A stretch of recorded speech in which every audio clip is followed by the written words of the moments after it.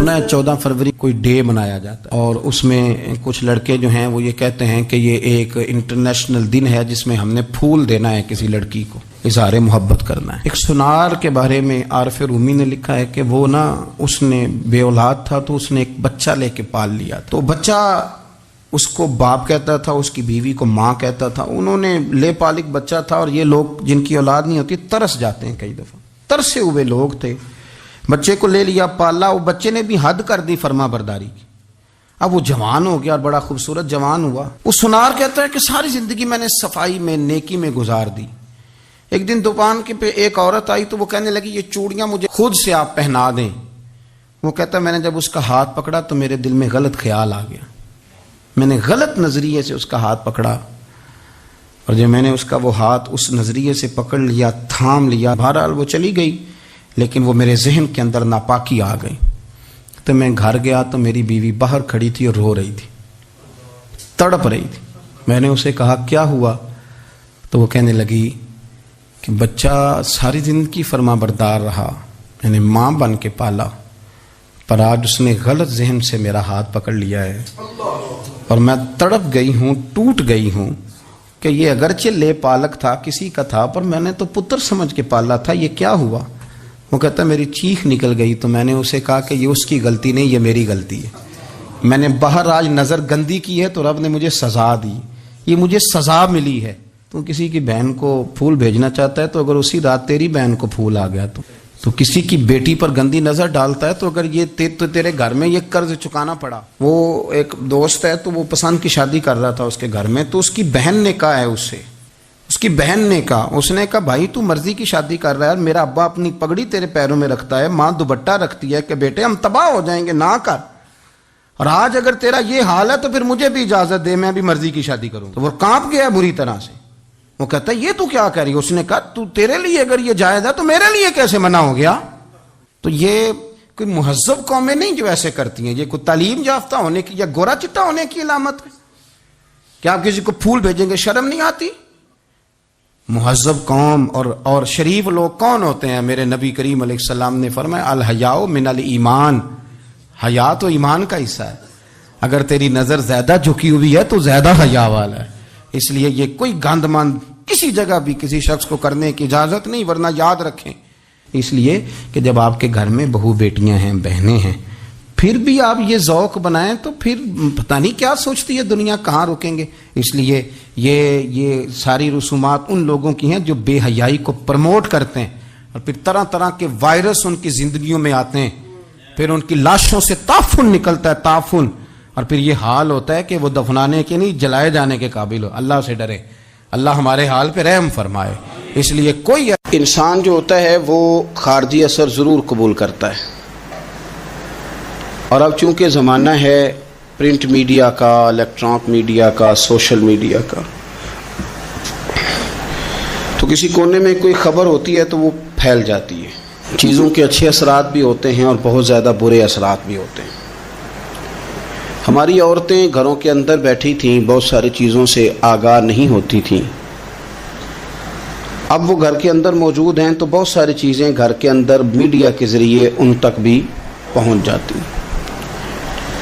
خیر کی چیزیں پہنچنا بڑا اچھا ہے، بڑا مبارک ہے، اس سے بہتری پیدا ہوتی ہے، لیکن جب شر پھیلتا ہے نا، شرارت کی جاتی ہے، تو عورت چونکہ اپنی عقل کے لحاظ سے اتنی مضبوط نہیں ہوتی جتنا کہ مرد ہوتا ہے، اور ذہن کے لحاظ سے اتنی پختہ نہیں ہوتی جتنا کہ ایک مرد ہوتا ہے، تو بیچاری اس کا جب اثر قبول کرتی ہے تو وسوسوں کا شکار ہوتی ہے۔ اور پھر جس طرح آج کل جدید خواتین جدت کا لیبل لگا کے سوسائٹی میں آئی ہیں، کہتی ہیں ہم نے سیاسی، سماجی، فلاحی، ملکی، ان سب معاملات کے اندر پورا کردار ادا کرنا ہے، تو وہ چونکہ ایک حسین نعرہ لے کے آتی ہیں، تو ہماری بیٹیاں، بچیاں، بہنیں، مائیں بعض اوقات حالات کے جبر کی وجہ سے، بعض اوقات وسوسوں کی کثرت کی وجہ سے وہ کسی نہ کسی طور پر اس تکلیف کا شکار ہو جاتی ہیں، اور شیطان انہیں اپنی لپیٹ میں لیتا ہے۔ کرنے کا کام یہ ہے کہ عورتوں کو بتایا جائے کہ تمہارا اصل سبق ہے کیا، تمہارا دین کے اندر کردار کیا ہے، تمہاری فضیلت کیا ہے، حقوق کیا ہیں، تمہیں کتنا نوازا گیا ہے، اور تمہارا کردار بڑا شاندار رہا ہے، عورتوں کا بڑا تابناک اور خوبصورت کردار رہا ہے دین کے لیے ہمیشہ. بلکہ جتنے لوگ دین کے لیے تیار ہوئے، عالم ہوں، مجاہد ہوں، غازی ہوں، استاد ہوں، حافظ ہوں، ان سب کو تیار کرنے والی مائیں ہیں، اور وہ پوری جد و جہد کے ساتھ بھیجتی، تیار کرتی، محنت کرتی. انہوں نے ان کی تیاری میں بھی اور آبیاری میں بھی خوب کردار ادا کیا. اب یہ کہ مزید آنے والی نسل میں جو ہماری بیٹیاں ہیں، ان کو ہماری جو اسلاف میں خواتین گزری ہیں، ایک تو ان کے کردار سے ہمیں آگاہ کرانا چاہیے، تاکہ بچیاں بجائے آج کی کسی جدید عورت سے جڑنے کی بجائے وہ سیدہ عائشہ صدیقہ سے جڑیں، وہ سیدہ پاک سیدہ فاطمہ الزہرا سے جڑیں. وہ جو کنیزیں ہیں حضور صلی اللہ علیہ وسلم کے دین کی، حضرت ام سلیم کے ساتھ جڑیں، حضرت ام شریک کے ساتھ جڑیں، حضرت ام عمارہ کے ساتھ جڑیں. انہوں نے جڑنا ہو تو حضرت ام سلمہ کے ساتھ جڑیں. وہ ان سب خواتین کے ساتھ ان کا تعلق مضبوط ہو. اور دوسرا یہ بھی ایک بات یاد رکھیں کہ 40 50 60 عورتیں کسی جگہ نکل کے کوئی دھما چوکڑی کرتی ہیں تو وہ 22 کروڑ کے ملک میں رہنے والی ہماری پاک ماؤں کی نمائندہ کبھی بھی نہیں ہو سکتی. اس لیے دنیا ان کا چہرہ دیکھ کے، بلکہ ان کا مکروہ چہرہ دیکھ کے، ہمارے گھروں میں حیا کا پردہ پہن کے بیٹھنے والی عورتوں کو اس پر کبھی بھی وہ قیاس نہ کریں. الحمدللہ آج بھی مائیں پاک دودھ پلاتی ہیں تو رسول اللہ کا نام جپنے والے بیٹے پیدا ہوتے ہیں. تو اس لیے کوئی ایسی مایوسی، کوئی ایسی کمزوری، کوئی یہ نمائندہ نہیں ہے. یہ تو چونکہ دنیا میں ہمارے ہاں ہوتا یہ ہے کہ کوئی بندہ کوئی فضول بات کرتا ہے تو میڈیا اس کو کوریج زیادہ دیتا ہے تو لوگ سمجھتے ہیں پتہ نہیں کیا ہو گیا. ایسی کوئی بات نہیں ہے. یہ تو چند لوگ ہیں، وظیفہ خار ہیں، خریدے ہوئے لوگ ہیں، اور ان کو جان بوجھ کے لا کے یہاں مسلط کیا جاتا ہے. معاذ اللہ پاکستان کی شکل دکھانے میں کچھ اپنے اس میں ملوث ہوتے ہیں تاکہ بگڑی ہوئی صورت لوگوں کے سامنے پیش کی جائے. یہ وطن ہے داتا علی اجویری کا اور بابا فرید الدین مسعود گنج شکر کا. یہ اللہ والوں کا وطن ہے، یہ حضرت محدث اعظم پاکستان کا وطن ہے. اس کے اندر اس طرح کے لوگ کس طرح پنپ سکتے ہیں؟ کوئی ان کا وجود نہیں. تو قرآن حکیم نے ہمیں کہہ دیا کہ جو بھی نیک عمل کرے وہ مرد ہو یا عورت ہو، تخصیص کوئی نہیں، ہو مومن مرد ہو چاہے عورت ہو، فَلَنُحْيِيَنَّهُ حَيَاةً طَيِّبَةً، ہم اسے پاکیزہ زندگی عطا فرمائیں گے. اللہ کے پیارے رسول صلی اللہ تعالی علیہ وسلم نے ارشاد فرمایا، حضور علیہ الصلوۃ والسلام ارشاد فرماتے ہیں کہ مختصر سی بات ہے، مسند امام احمد بن حنبل میں، انسان کے لیے جنت میں چلے جانا نا بہت بڑی کامیابی ہے. کیوں؟ اس لیے کہ اللہ کا دیدار بھی جنت میں اور مدینے والے محبوب کا قرب بھی جنت میں نصیب ہوگا. رسول کائنات علیہ السلام کے قرب میں بھی جگہ وہی جنت میں ملے گی. وہیں سب اللہ والوں کی زیارت ہے، وہیں سب کے لیے انعامات ہے، وہیں سب کا بسیرا ہے. قرآن مجید نے کہا اصحاب الجنتی هم الفائزون، اصحاب الجنتی هم الفائزون، یہ جو جنتی ہیں یہ کامیاب لوگ ہیں. تو نبی پاک صلی اللہ علیہ وسلم نے مختصر بات ارشاد فرمائی مسند امام احمد بن حنبل میں. حضور فرمانے لگے عورت 5 نمازیں پڑھے، اپنے روزوں کی حفاظت کرے، یعنی رمضان کے روزے رکھے. فرمایا اپنے خامند کی اطاعت کرے، نماز روزے کی پابندی کرے، خامند کی اطاعت کرے اور اپنی شرمگاہ کی حفاظت کرے. تو حضور فرماتے ہیں پھر قیامت والے دن نہ اس کے لیے جنت کھول دی جائے گی، وہ جس دروازے سے چاہے جنت میں داخل ہو جائے. پھر کھول دیا اللہ تعالیٰ نے اس کے لیے. 2 ہی باتیں، ایک یہ کہ نماز روزے کا خیال کرے، خامد کی اطاعت کرے، شرمگاہ کی حفاظت کرے، تو جنت کے جس دروازے سے وہ چاہے گی نا اس کو داخلہ دے دیا جائے گا. تو عورتوں نے بڑے مضبوط ایمان کا مظاہرہ کیا ہے، مضبوط ایمان کا. پہلی مثال دیتا ہوں جناب ہاجرہ کی. حضرت ہاجرہ رضی اللہ تعالی عنہا حضرت اسماعیل علیہ السلام کی والدہ ہیں، جناب ابراہیم خلیل اللہ علیہ السلام کی اہلیہ ہیں. میں نے پہلے بھی ایک دفعہ کہا تھا، پھر کہتا ہوں کہ آج کل نا کاکروچ دیکھ کے، چھپکلی دیکھ کے چیخ مارنا یہ خوف نہیں، یہ فیشن ہے. اسے پتہ چلتا ہے کہ یہ برگر فیملی ہے، اسے پتہ چلتا ہے یہ امیر لوگ ہیں. یعنی کاکروچ کھا جاتا ہے کہ چھپکلی کھا جاتی ہے، لیکن یہ نا جی وہ جی ہمارا بچہ چیخ مارتا ہے اس کو دیکھ کے، کیا مطلب ہے بڑا پڑھا لکھا جی، بڑی سوبر فیملی. یہ پڑھے لکھے نہیں، یہ بزدل ہونے کی علامت. کمزور پڑنا، ڈرنا، خوف کھانا، اللہ تبارک و تعالیٰ پر ایمان رکھتے ہوئے توکل میں کمزوری کرنا، معاذ اللہ. مسلمان کا تو یہ نظریہ نہیں نہ ہوتا. اور مسلمان عورتوں کا ہر وقت رونا کہ نصیب پتہ نہیں کیسے ہوں گے، پتہ نہیں کیا بنے گا، میرا تو کچھ بنے نہیں رہا. جب بات کرنا رو کے کرنا، جب سنانا دکھ ہی سنانا. یہی حال ماں کا ہے، یہی بہن کا ہے، یہی بیٹی کا ہے، الا ماشاءاللہ کچھ اچھی بھی ہے. تو اس قدر زیادہ کمزور نظریات مسلمان عورتوں کے نہیں ہوتے. اور پھر ساری زندگی اگر یاد کرنا ہے تو دکھ یاد کرنا ہے، سکھ نہیں یاد کرنا. زندگی کے اندر جہاں کسی جگہ آزمائش آئی اس کا ذکر روز کرنا ہے، اور جو آسانی آئی ان کو بھول جانا ہے.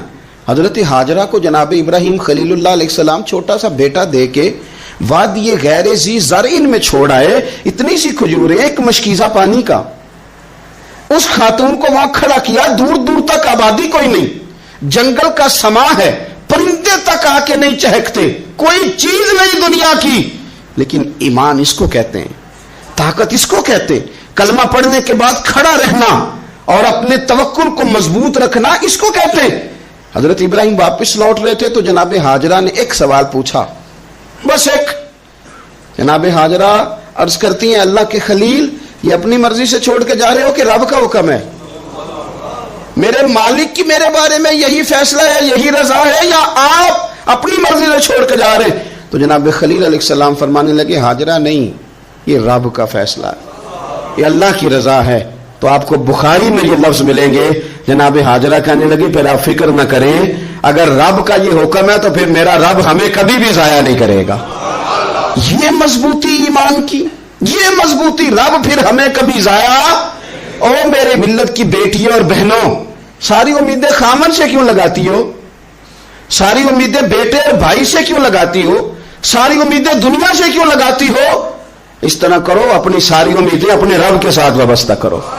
رب کی رضا پہ، رب کے فیصلوں پہ راضی رہنا سیکھو. اگر تم یہاں ٹھہر گئی نا تو تمہارے پھر آنسو بہیں گے ضرور پر اللہ کی بارگاہ میں. پھر تمہاری دعائیں کے لیے ہاتھ اٹھیں گے ضرور پر اس کا کرم طلب کر. پھر کمزور باتیں نہیں کرو گی. جس طرح ایمان عورتوں کا مضبوط تھا، اسی طرح ہماری جو اسلاف میں خواتین گزری ہیں، صحابیات، ان کا نا تبلیغ کا جذبہ بھی بڑا مضبوط تھا، بڑا مضبوط تبلیغ کا جذبہ. حضرت ام شریک رضی اللہ تعالی عنہا قبیلہ بنو عامر سے تعلق رکھتی تھی، پر مکے میں آئی ہوئی تھی. گھر گھر جا کے رسول اللہ کا دین بتاتی. ان دنوں میں نہیں جن دنوں میں پھول پھینکے جاتے ہیں تبلیغ کرنے والوں پر، جن دنوں میں نعرے لگتے ہیں ان دنوں میں نہیں، ان دنوں میں جب چھپ چھپ کے لوگ دین کی بات کرتے تھے. حضرت زید بن ارقم رضی اللہ تعالیٰ عنہ کے گھر میں لوگ بیٹھ کے دین سیکھتے تھے. یہ خاتون، مجھے آج کہہ لینے دیں یار، مجھے کہہ لینے دیں. ووٹوں کی ضرورت ہو تو عورتیں گھر گھر چلی جاتی ہیں.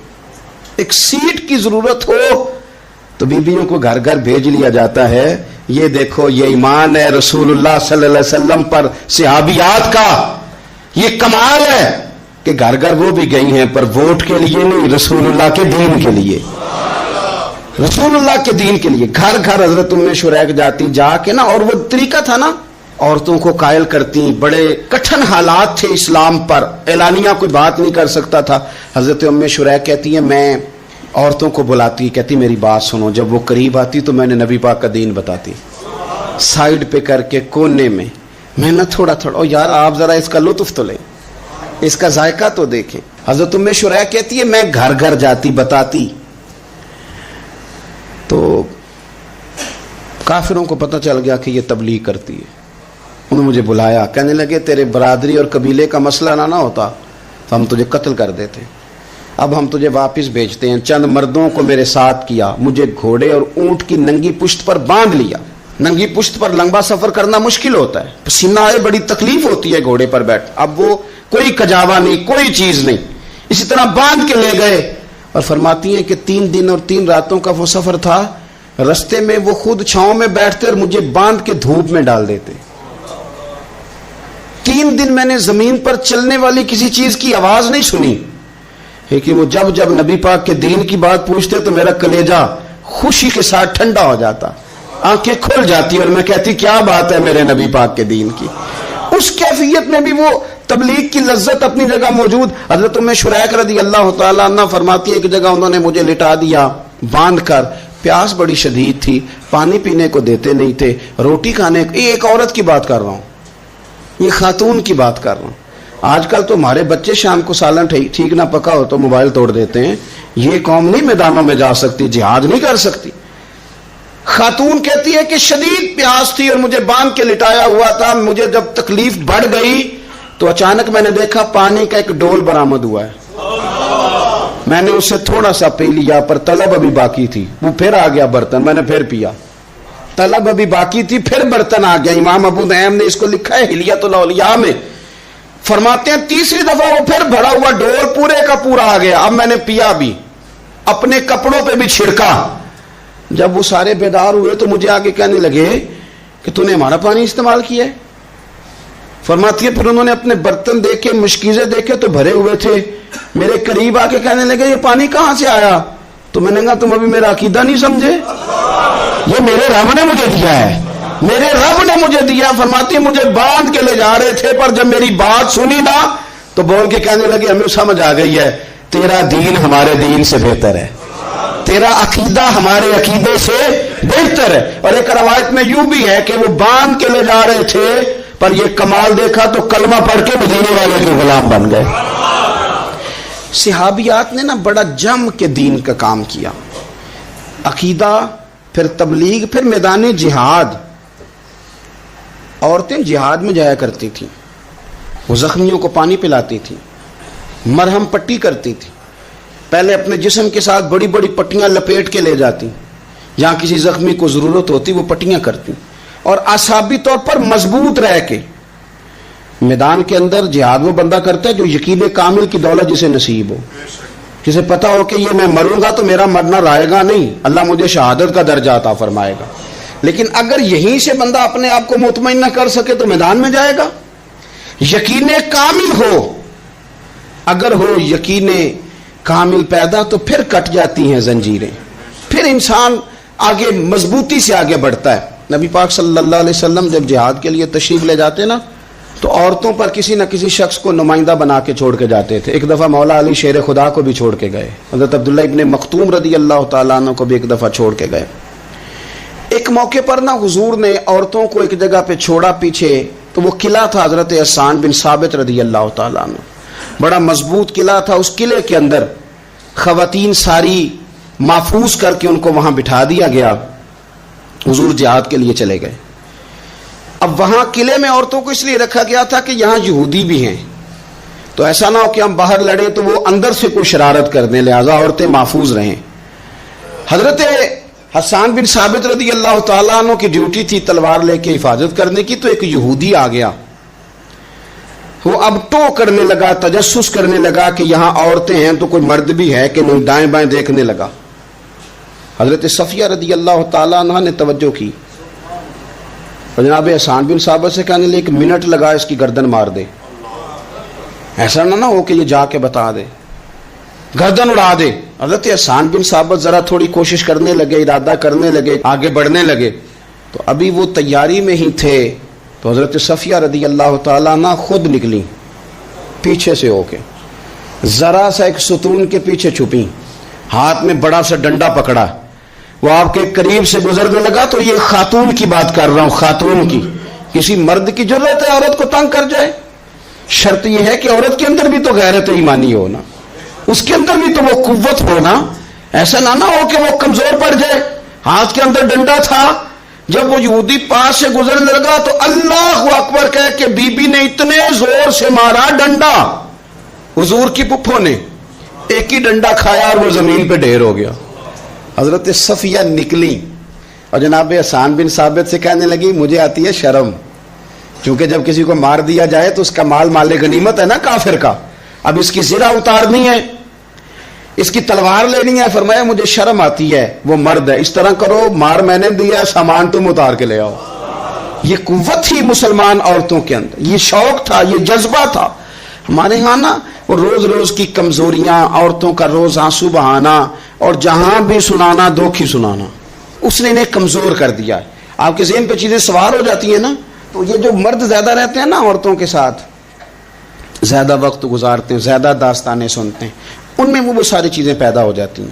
آپ نے ناراض نہیں ہونا، میں دعوے سے کہتا ہوں کہ جو جوان اپنی اماں کے اور ابا کے شکوے کرنے لگ جاتا ہے نا، اس نے 1.5 گھنٹہ باتیں سنی ہیں بیوی کی، ایسے مفت میں نہیں شکوے کر رہا، اس نے ہلکا ہلکا کہیں جی بھی کیا ہے. تو تب یہ ساری کہانیوں نے جنم لیا. آپ جس کی صحبت میں بیٹھیں گے اس کا کچھ نہ کچھ اثر ہے. بلکہ عارف رومی تو کہتے ہیں کہ شیر کے بچے کو بکریوں میں چھوڑ دو، بکری بن جائے گا. شیر کے بچے کو بکریوں میں چھوڑو، وہ بکری ہے، اس لیے کہ شیروں کی صحبت بندے کو شیر بناتی ہے.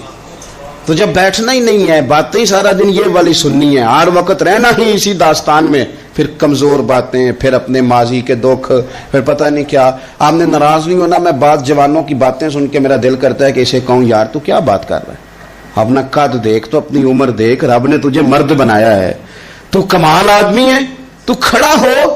اگر اس طرح امت مسلمہ کے نوجوان رہیں گے تو میدانوں میں کس سے نکلنا ہے؟ بات بات پہ رو جانا، بات بات پہ سہم جانا. حالات کے سہمے ہوئے لوگوں کو بتا دو حالات بدل جاتے ہیں، ایک جیسے نہیں رہتے. آپ کی طبیعت میں دلیری اور وقار ہونا چاہیے. حضرت اسماء بنت ابی بکر صدیق، حضرت صدیق اکبر رضی اللہ تعالی عنہ کی وہ صاحبزادی ہیں جو حضرت عائشہ کی بڑی ہمشیرہ ہیں. رات کو غار ثور میں مرد جاتے ڈرتے ہیں، آج بھی ڈرتے ہیں. اور جناب اسماء نبی پاک کی روٹی لے کے جایا کرتی تھی. پھر اللہ نے ان کو بیٹا دیا، حضرت عبداللہ بن زبیر، یہ حضور کی پھپھی کے نواسے ہیں. حضرت زبیر بن عوام عشرہ مبشرہ صحابی ہیں، ان کے بیٹے ہیں. اور یہ وہ خوش بخت جوان ہے جس کو گٹی نبی پاک نے اپنے لعاب دہن سے عطا فرمائی. یزیدی فوجوں کے خلاف امام حسین کے بعد جو آدمی باقاعدہ مرتب فوج کے ساتھ میدان میں آئے وہ حضرت عبداللہ ابن زبیر ہیں. مرتب کر کے اپنا لشکر لے کے نکلے. حضرت اسماء بوڑھی ہو گئی تھی، 90 سال عمر تھی، نظر نہیں آتا تھا. حضرت عبداللہ ابن زبیر جب لڑے یزیدی فوجوں کے خلاف تو کچھ ساتھی شہید ہو گئے، کچھ کے قدم پیچھے ہٹ گئے. حضرت عبداللہ ابن زبیر ماں کے پاس آئے اور ماں سے آ کے کہتے ہیں اماں میرے کچھ ساتھی کمزور پڑ گئے، کچھ شہید ہو گئے، اور یہ بڑے سخت لوگوں کی فوج سے ہمارا مقابلہ ہے. تو اس وقت تیرے ساتھ کوئی خدمت گزار نہیں، میں تیرا اکیلا سہارا ہوں. ماں تو بتا میں کیا کروں، آگے جاؤں کہ واپس مڑوں. نابینا ہیں حضرت اسماء، عمر ہے 90 سال. بیٹے کی پشت پہ ہاتھ رکھ کے کہتی ہیں پتر پہلے یہ بتا کہ تو حق پہ ہے کہ نہیں، تو حق پہ ہے کہ نہیں. ان ماں کی گود میں اسلام پلا کرتا تھا، حق پہ ہے کہ نہیں. تو حضرت عبداللہ ابن زبیر کہنے لگے اماں میں حق میں ہوں. تو حضرت اسماء کہنے لگے پتر پھر میدان میں جا اور میرا پتر ایک میرے ساتھ وعدہ کر، کوئی بھی تیر پشت پہ نہ کھانا، سارے سینے پہ کھا کے آنا. حضرت عبداللہ ابن زبیر عرض کرنے لگے اماں یہ بڑے ظالم قسم کے دشمن ہیں، یہ آنکھیں نکال دیتے ہیں، ہونٹ کاٹ دیتے ہیں، جسم کے ٹکڑے ٹکڑے کرتے، تو سہ لے گی؟ کیا جواب ہے، کیا طاقت ہے، کیا ہمت ہے. حضرت اسماء فرمانے لگی پتر بکرے کو نہ صرف ذبح ہوتے وقت تکلیف ہوتی ہے، کھال اترتے وقت کوئی تکلیف نہیں ہوتی. جا میرا بیٹا میدان میں. حضرت عبداللہ ابن زبیر شہید کر دیے گئے. ان کی لاش مبارک مکہ مکرمہ کے چوک میں جنت المعلہ کے پاس لٹکا دی گئی. حجاج بن یوسف نے حضرت اسماء کو بلایا اور بلا کے کہنے لگا تجھے پتہ ہے تیرا بیٹا لٹکا ہوا ہے؟ فرمانے لگی ہاں مجھے پتہ ہے، یہ بچپن سے ہی شاہ سوار ہے، یہ گھوڑوں پہ رہنا ہی پسند کرتا تھا. اور پھر کیا جملہ کہا. حجاج کے لوگ کہتے ہیں یہ فوجوں میں اور تلواروں کی جھنکار میں کبھی نہیں کانپا تھا، پر حضرت اسماء جو نابینا ہیں ان کے جملوں نے نرزہ تاریخ. اللہ اللہ ہے مجھ پر پہرا دے گا کون لڑائی میں، مجھ پر پہرا دے گا کون لڑائی میں، مجھ پر پہرا دے گا کون لڑائی میں، مجھ پر پہرا دے گا کون لڑائی میں. میں صدیق اکبر آقا بول پڑے بول پڑے، مٹھی سے ابو جہل کی کنکر بول پڑے. اللہ اللہ ہے اللہ اللہ ہے اللہ کر دیا. فرمانے لگی حجاج میرا پتر لٹک گیا ہے, کہیں تیرے آگے جھکا تو نہیں نا؟ لٹک ہی گیا ہے, جھکا تو نہیں میرا پتر؟ 14 دن تک لٹکے رہے, لاش مبارک لٹکی رہی, لیکن حضور کا لعاب دہن تھا نا. لوگ کہتے ہیں قریب سے گزرتے تھے تو دور دور تک خوشبوئیں پھیلی ہوئی, دور دور تک. مائیں, ایک صحابیہ ہے, نام ہے ام عمارہ, جنگ احد میں زخمیوں کو پانی پلاتی, اپنے 2 بیٹے اپنا شوہر لے کے احد میں آئیں, زخمیوں کو پانی پلاتی ہیں, مرہم پٹی کرتی ہیں. اچانک جنگ کا پانسا پلٹ گیا.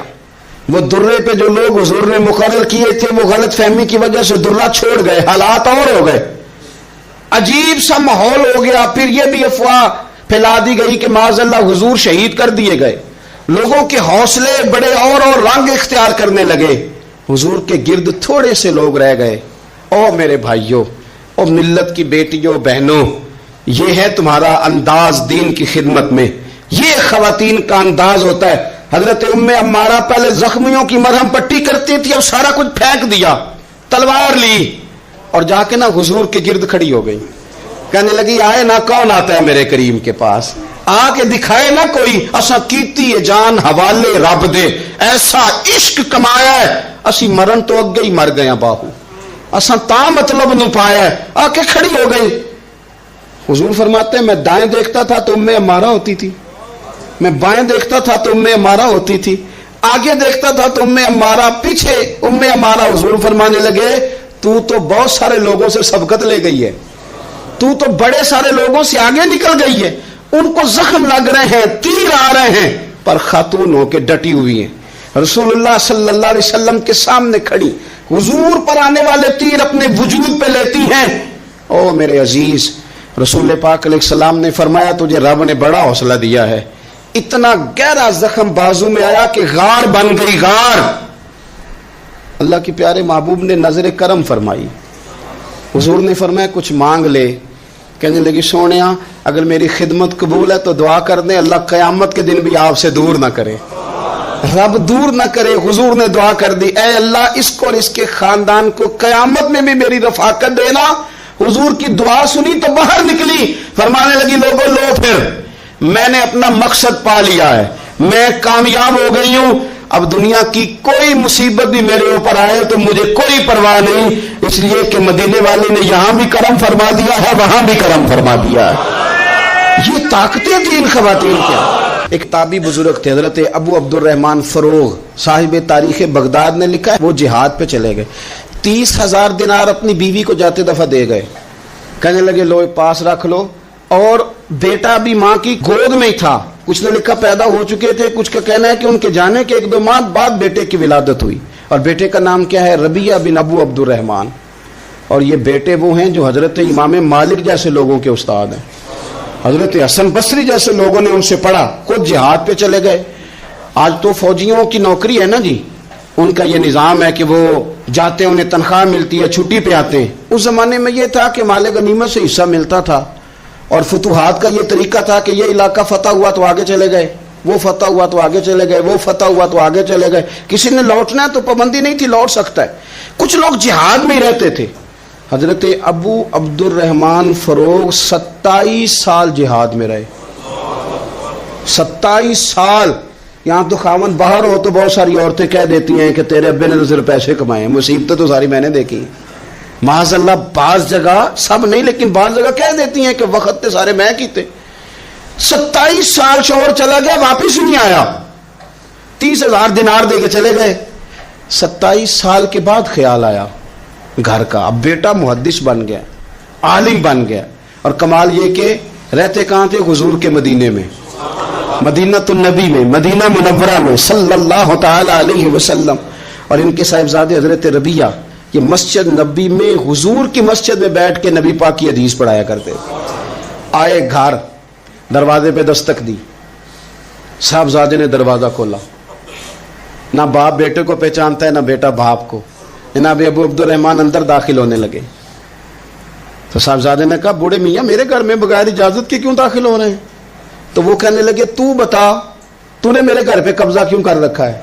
اب جب بات زیادہ بڑھ گئی تو دونوں جانب سے لوگ جمع ہو گئے, شور اٹھا تو اندر سے والدہ نے سنا, पर्दा सिरका के देखा कि मेरे शौहर आ गए 27 साल के बाद, 27 साल के बाद। तो आप अपने साहिबजादे से कहने लगी बेटा इनको अंदर आने जो, तुम्हारे वालिद हैं। बड़ा रोए बाप बेटा, बड़ा रोए। माँ और बेटे की मोहब्बत का भी अंदाजा नहीं, पर कुरान पाक पढ़े ना तो दो मिसालें बाप और बेटे के प्यार की भी मिलती हैं। एक हजरत याकूब अलैहिस्सलाम का जनाब यूसुफ से प्यार, और एक हजरत इब्राहीम का हजरत इस्माइल से प्यार, और जनाब इस्माइल की जनाब इब्राहीम की फर्मा बरदारी की मिसाल। इसका भी जवाब कोई नहीं। बाप इतना रो रहे हैं और बेटे की याद में, इसका भी अंदाजा कोई नहीं कर सकता। बाप बेटा मिल के बड़ा रोए। असर की नमाज का वक्त हो गया। हजरत रबिया जो मुहद्दिस हैं वो वुजू करके मस्जिद शरीफ चले गए। ये अभी चूंकि सफर से आए थे, इन्होंने खाना वाना खाया, थोड़ी देर बीत गई तो ये नहीं पूछा पीछे हाल क्या रहा। पूछते हैं अपनी बीवी से मेरे 30,000 दिनार कहाँ हैं। तो अहलिया कहने लगी मस्जिद जाए ना, हुजूर की मस्जिद में असर पढ़ के आए, फिर मैं बताती हूँ पैसे कहाँ हैं। हजरत रबिया ने इमामा बांधा, जुब्बा पहना, हुजूर की मस्जिद में बैठे और हदीस पाक का दर्स दे रहे हैं। सामने हजरत हसन बसरी जैसे, इमाम मालिक जैसे लोग बैठे। हजरत अबू अब्दुर्रहमान फरोग जो इनके वालिद थे, असर की नमाज पढ़ के ना तो पूछते हैं एक शख्स से, ये कौन है नौजवान काली दाढ़ी वाला, उम्र ज्यादा नहीं पर किस तरह शौक से हुजूर का दीन बयान कर रहा है, कौन है? तो बताने वाले ने कहा कि हुजूर एक ना अबू अब्दुर्रहमान नाम के बुजुर्ग हैं, वो 27 साल से जिहाद में गए हुए, ये उनका बेटा है। ये सुना कि मेरा पुत्र इतना बड़ा आलिम, छम छम आंसू बहे, दाढ़ी भर गई आंसू। हुजूर की मस्जिद में तशक्कुर के आंसू, खूब रोए, खूब रोए। उठे घर गए और जब आंसुओं भरा चेहरा लेके घर आए तो अम्मा सारी बात ही समझ गई। कहने लगी देखा है वो बेटे को हदीस पढ़ाते, अब पता चला मैंने आपके 30,000 दिनार कहाँ खर्च किए, मैंने आपका पैसा जाया तो नहीं किया।